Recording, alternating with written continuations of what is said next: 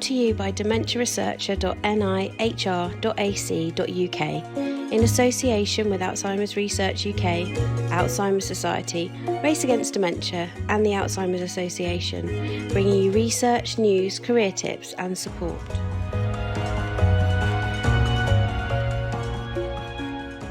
Welcome to the Dementia Researcher Podcast, the show that brings you the latest insights and conversations from the world of dementia research.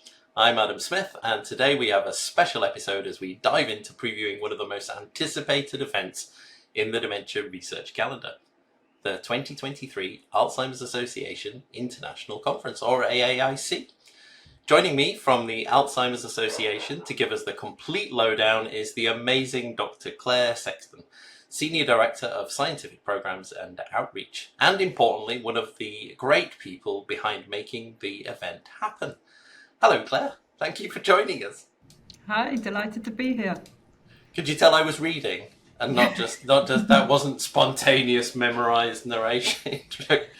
Well, we're back for the third. Is this our third time of doing this each year? And every year you have something new to add to this. So I'm really excited. But for those guests that don't already know you, why don't we start by asking you to properly introduce yourself? Yeah, so I work on the MedSci team at the Alzheimer's Association, leading our team of volunteers and our staff working on our scientific programming for our conferences and also ISTAART and our peers. Brilliant. Well, thank you. The AAIC almost needs no introduction. It's the largest, most influential international meeting dedicated to the advancement of dementia science. And each year, the AAIC convenes the world's leading basic scientists, clinical researchers and early investigators, clinicians and the care research community to share their groundbreaking discoveries. But these days, it's much more than that, isn't it? It's an event where people come together to network, to collaborate, to get careers advice and support. But enough of that introduction. Let's get into it and hear more about it from you.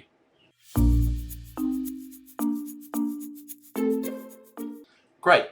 So could we start with the basics, Claire, and tell us where and when is the event actually taking place this year? Yes, so the conference is July 16th through to the 20th in Amsterdam, but it is also online as well. So wherever you are, if you're not able to travel, you're still able to access all of the plenary sessions and all of the scientific sessions, all of the posters as well. 16th to the 20th, because does that include, because you have that whole pre-conference thing as well?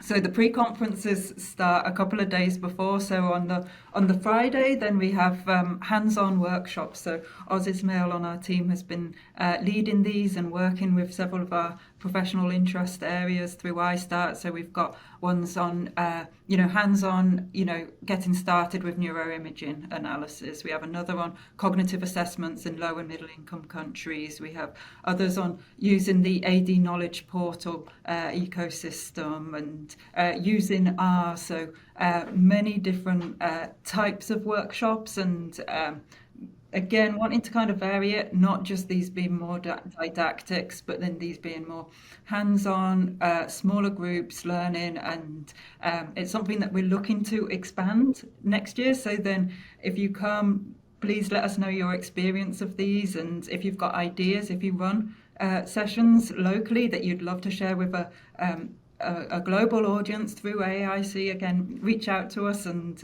we'll be in Philadelphia next year, so we're already thinking about what we'll be doing there. That's important to know, the early start, because I remember that always confused me until you become familiar with the AAIC, is that you get those dates, and I remember putting those dates in my diary, so that's when I've got to be there.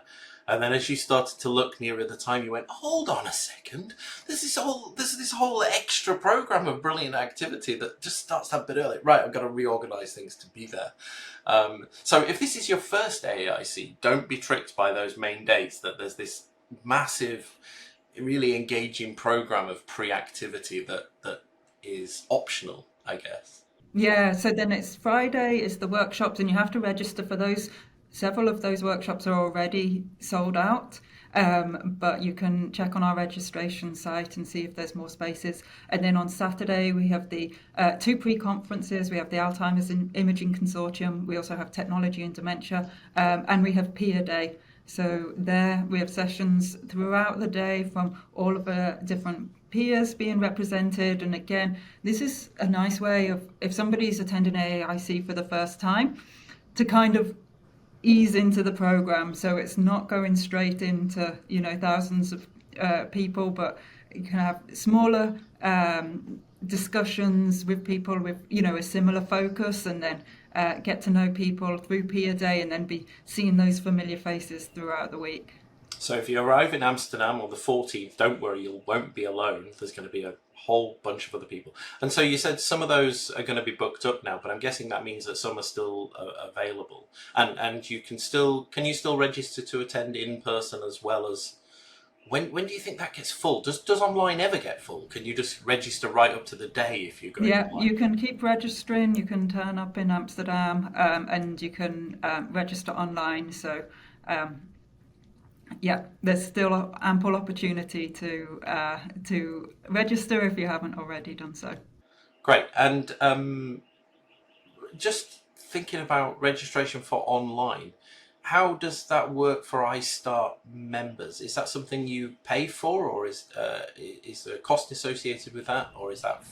No, I can't remember. It used to be free, right? And it stayed free. Well, so it's still free for ISTAART members.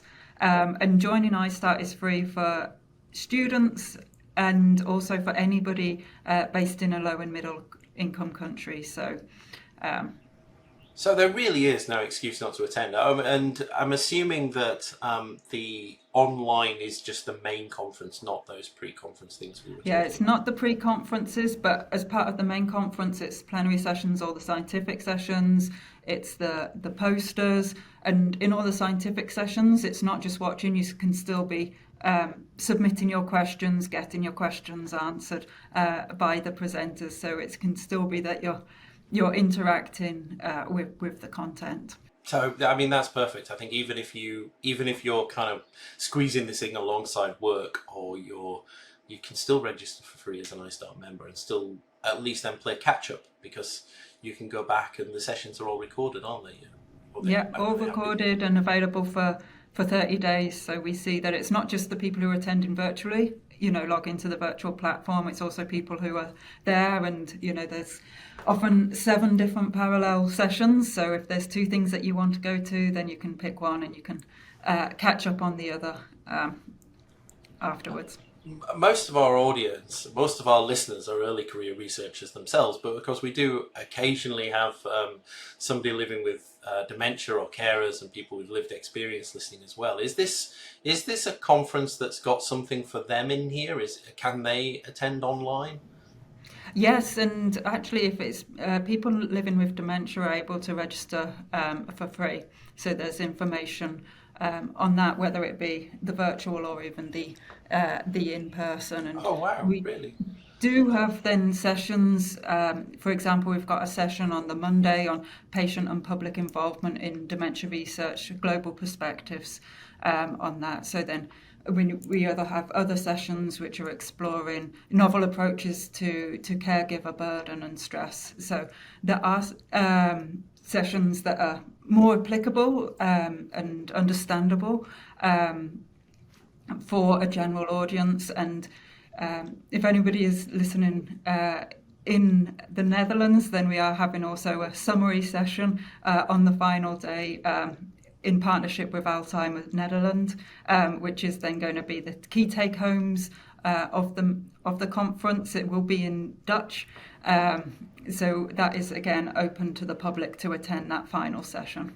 That's brilliant. And so if you register somebody, do you only have access to those understandable sessions, or does it just give you access to the full programme like others? It gives you access to the full programme, and then also we have a PDF which is recommended sessions for a general audience. So then you don't have to try and wade through everything, but then can look at these highlights and decide from them.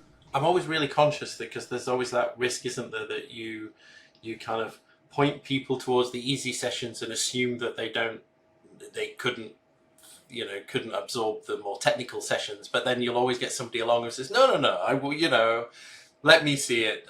So if you are listening, you're somebody living with dementia, or you're a carer, or a family member, or just passionate and interested in dementia, why not register to attend? It sounds like there's going to be lots of interesting sessions in here that are perfect and will help you come away with a bigger feel as to some of the amazing work that's going on across the world. Thank you, Claire. So I think we've solved them.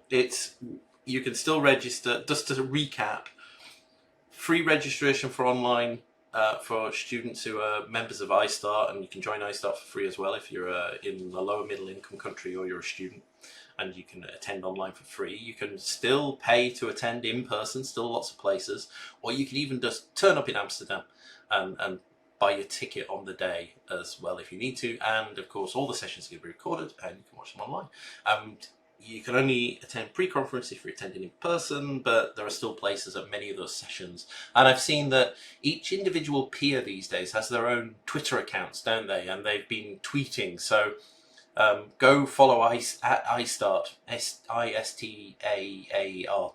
on Twitter and social media, because they're tweeting lots about the different sessions, which is a great way to keep up to date if you're not seeing what's going on. So that's enough of that. We've talked about the pre-conference, I think. I already asked you the second question before we'd asked the first. That's on my agenda. But moving on to the big event, can you give us a rundown of the scientific program? What's covered, and what do you think are going to be the main highlights this year? Yeah, we have lots. So we have over 600 talks this year, and there's also over 3,500 posters in person and another 1,000 or so online. So there's everything is covered really in some way, shape or form, we hope. And, there's a few, key areas where I think a lot of eyes will be on. One is then, the latest with anti-amyloid therapies. So then on Monday we do have the Trailblazer ALZ2 session on the donanemab results, which will be the first time that's being heard. We also have deeper dives into the graduate studies, into the A4 and Learn studies. And on Wednesday we have a plenary session, which is then 4 presentations on amyloid reduction and what evidence there is of downstream biomarker modification. So that will be, I think, a very interesting plenary, and we're taking, a different approach to our plenary session that day, just because of the interest and activity in that area. But as well as, it would be wrong to kind of, construe it as, there being an amyloid focus, because then we have other sessions on tau therapeutics, on therapeutics targeting the immune system, and then also non-pharmacological approaches. So we'll have the first results of the Aging and Cognitive Health Evaluation in Elders randomized trial, the ACHIEVE trial. So then that's a study looking at hearing aids. So again, that will be in our developing topics. So it's, a mix of all different approaches that we'll be seeing there. That's good. I mean, and biomarkers, I mean, that's an inevitability, right? At any conference at the moment, I imagine there's hot topic on biomarkers and when they're going to be clinically meaningful. Are we going to see them come through? Is there just for anybody who's not attended before, do you organise it so that different days look at different things, or is it just a mixed programme throughout the week? Yeah, so just firstly, with regards to biomarkers, again, this was the largest theme in terms of submissions, and we have our opening plenary is Rick Ossenkoppel talking about tau PET in clinical trials and practice.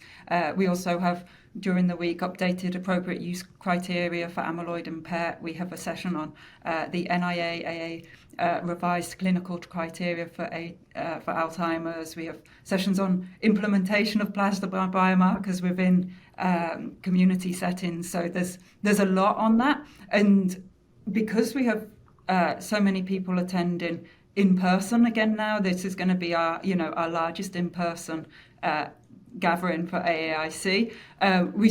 try and spread this out so that if people are coming for the week, we don't want it to be that people have to be, choosing between two sessions that they want to go to both of them too often. So for this year, then it is kind of, we try and have themes going through, there's a kind of focus on Tau on the kind of Sunday and the Monday, and we think through, how can these findings, build upon one another and develop discussions through the week. So there's a lot of planning that goes into the placement of the sessions. That makes complete sense, doesn't it? Because if you put all your biomarker things in on a Monday, that's great. But then that would just be too much to absorb in one day. You would find yourself missing so much that you wanted if you had 20 parallel sessions going on biomarkers. So spreading it throughout the week in that way is quite clever. Although it does make for long days. What time is the first session each day? So the first scientific session is at 8 a.m. and then it finishes, the last scientific session's at 5:30 p.m. But then we also have our we're going to come to that. You have breakfast, special breakfast sessions as well. We have breakfast networking sessions. So we have the AWARE PIA for women researchers.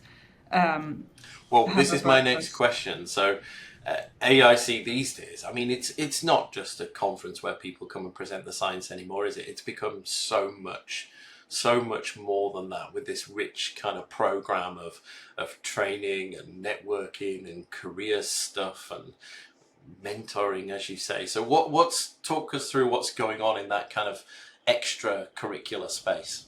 Yeah, so then if you like getting up early for a nice breakfast, then 6:45 6:45 till 7:30 we have networking breakfasts led by the AWARE PIA and the Diversity and Disparities PIA.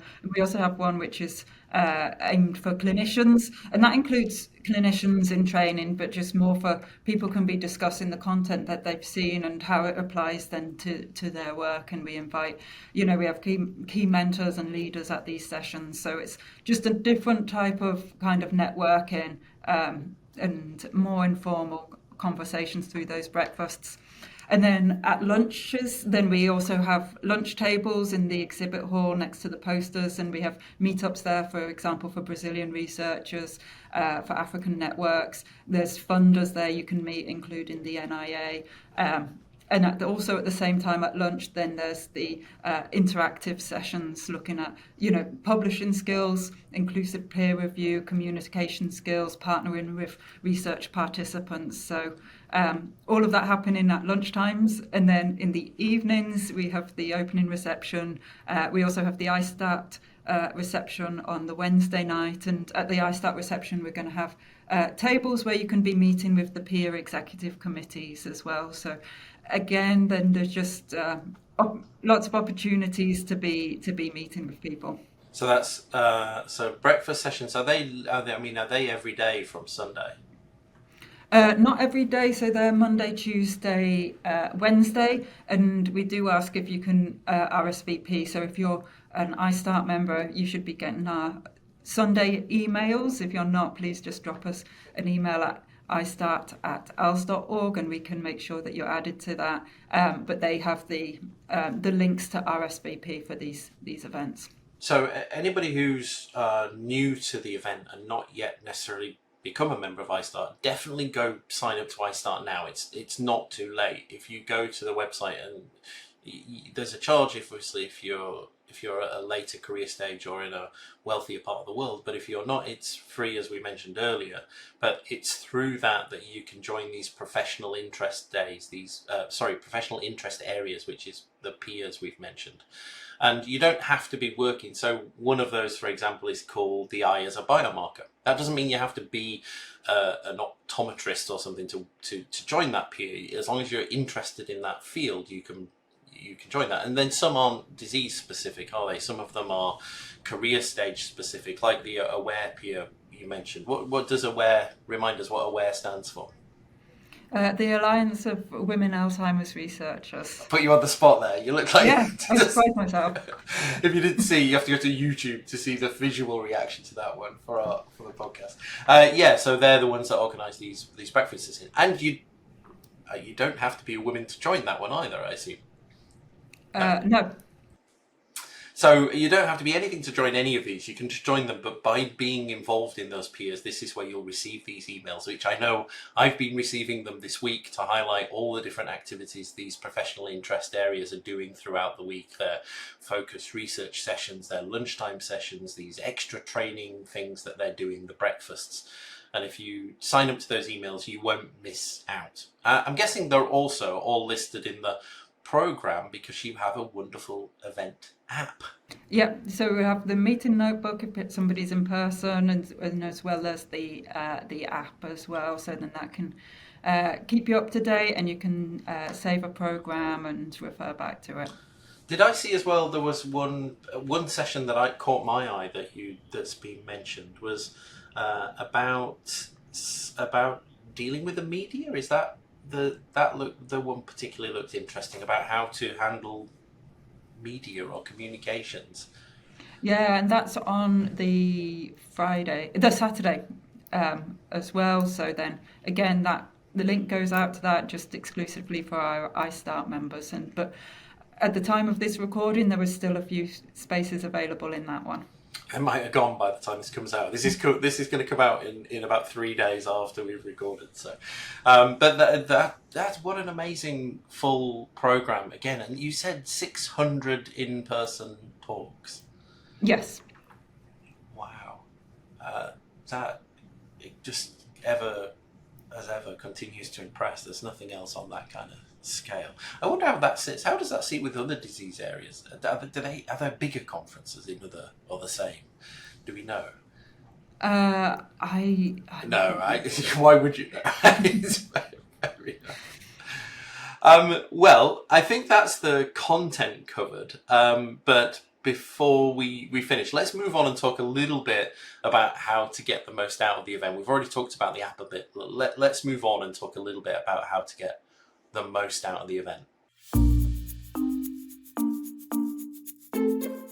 Okay, we're back. So, Claire, what advice do you have for anybody who's attending the AAIC for the first time? Because I know from experience, I mean, it's overwhelming, right? With 600 in-person talks and 3,000 posters, did you say? Thousands of posters. And all the extra sessions as well. And imagine you're a second year PhD student going to your first scientific conference. It can be pretty overwhelming. So what advice do you have for anybody who's attending for the first time? Yeah, and I think exactly right. It can be overwhelming. So I think, the first thing is, to think about what you want to get out of the conference. Is it that you want to be increasing your knowledge and, in particular about your research field? So the work that you're doing for your PhD, do you want to be concentrating on learning more about that and networking? Or is it that you want to come and you want to be learning about a new field? So then, if you're working in public health, that you want to be learning more about biomarkers or more about the basic science. And, also to be thinking about, who do you want to be spending time with? Do you want to be taking this opportunity to be, socializing with people that you work with, enjoying their company in a different setting? Do you want to be catching up with old friends? Or do you want to be, meeting new people and sparking new collaborations?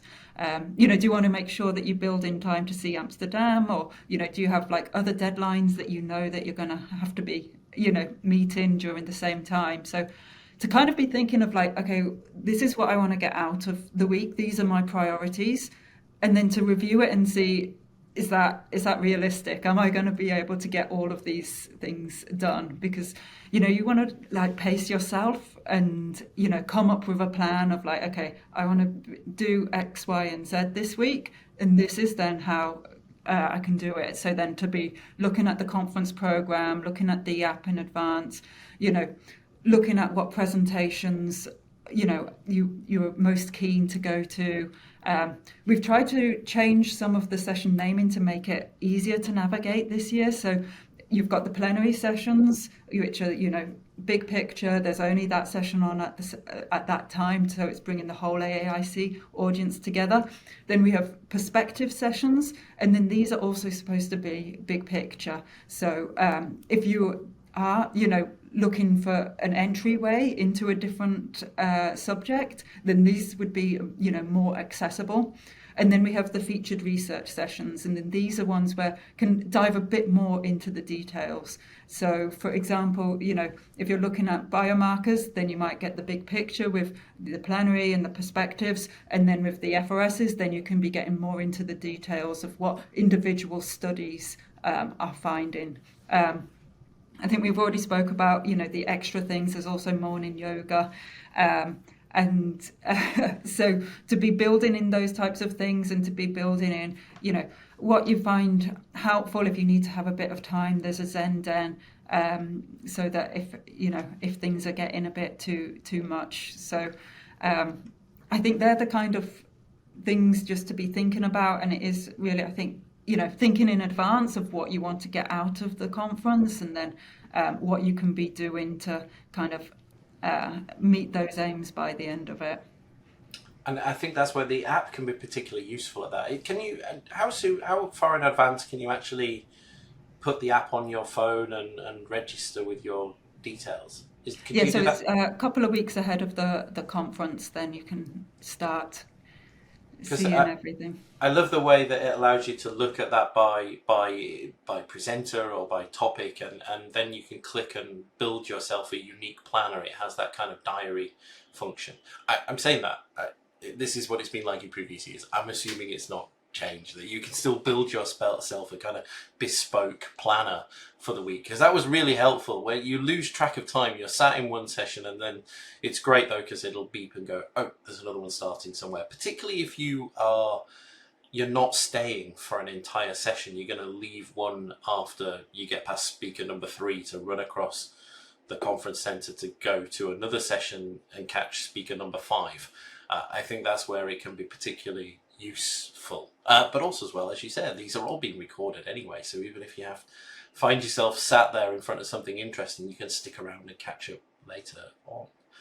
You mentioned Zenden. Do you also have the student lounge this year? Because there were some really cool things going on in there last year that I missed. Like, you were doing photography and things like that. Is that in there? Yeah, then there's usually headshots and refreshments in there, and then the Ask session will be on there on the Thursday as well. So. Oh, what's the Ask session? So the Ask sessions are throughout the week, and then these are in the exhibit hall, and then in the student and postdoc lounge, and then it's with plenary speakers and also award winners. So then it's an opportunity to ask them questions about the plenary session, which don't have Q&A, but also, about their careers and, career advice and anything that you would like to ask, then you're able to ask in that session. And if you get lost, there's a bunch of people in purple t-shirts, right? Yes, thank you for mentioning our ambassadors who are volunteering at the conference, and they're integral to the smooth running of the conference. They're in every single session. They're working with the chairs, with the presenters.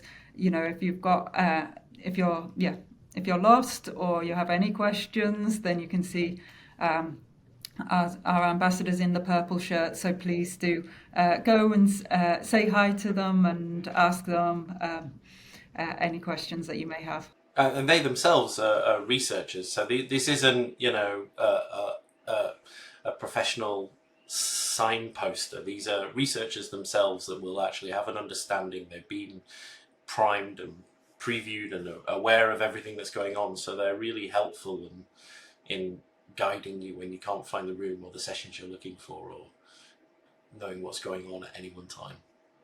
I know that from experience. So top tips are: plan ahead then. Make sure you've looked at the program in advance, worked out the talks you'd like to see. I think social media can be quite useful there as well, because if you're a social media user, it's a great place to meet the people that you've only ever engaged with online. And if you find out in advance who's going, if you're going on your own and there's nobody else from your lab going, that can be a great way to kind of immediately make a friend. I think, and not feel quite so nervous that you're kind of lost. Or even if you're looking for somebody just to go for a walk with and you're a bit worried about being out and about on your own. So many of the early career researchers I've spoken to in the first, I know this might sound ridiculous, but so many of the ECRs I spoke to last year particularly, this was their first time going abroad on their own as well, not necessarily just going to a conference on their own, and so it can become kind of daunting to do that, I think. So lots of great opportunities to network as well, and networking's brilliant because of course I know from talking to some ECRs as well, they've made friends for life through this, and also future collaborators. And if you're looking for a job right now or a funding call, I don't think it can hurt to print off some business cards that you make up for yourself on Word and shove a copy of your CV in your bag. I think it's always quite handy to have that potentially around. And everybody always talks about what do you think about kind of if you're wanting to ask questions for the first time, do you think they can do that? You have to be safe. So, and this year then as well, you can ask questions through the app. So if you're nervous about going up to the mic, but you have a question, you can send it through the app, you can send it through the online program. But we want AAIC to be, inclusive, to be supportive. So if you have a question and want to go up to the mic, please do. We have a prep session for our chairs, which is then, reinforcing that we want it to be, an environment where everybody is comfortable and that you can go and you can ask your questions and you can get those questions answered. So you can ask during the session in a variety of ways. You can hang around at the end and try and grab a speaker, and you can also see if somebody's got time scheduled at their posters, which is another nice way where there's kind of time for one-on-one interactions as well through the poster sessions. And I guess quite a lot of people who are going to listen to this might actually be presenting themselves. I wonder, I haven't put this into my questions, so I'm putting you on the spot here, but I wonder if you've got any tips for somebody who's maybe presenting for the first time. There's several, and we actually have webinars coming up on this topic. We have one for poster presenters and we have one for podium presenters. So if you are presenting, you should have received the details about that. So I think please do join those, and the recordings will be available afterwards. So we'll be able to give all the pointers there. That's brilliant. Anybody would think I'd kind of work this out and I knew what to ask you, giving you the perfect questions. And you've done everything. This is the great thing. I've never been to one of these things and said, what about that? And you go, oh yeah, we hadn't thought of that, because you truly have thought of everything with this particular conference. And I've just been talking about presenting for a minute there as well.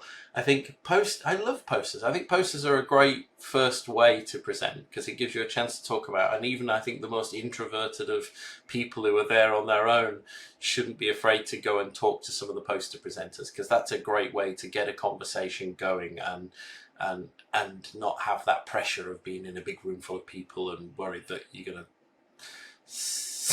ask a question that's a dumb question. Because that's what people are worried about, right? They're worried about looking silly when they speak into the microphone.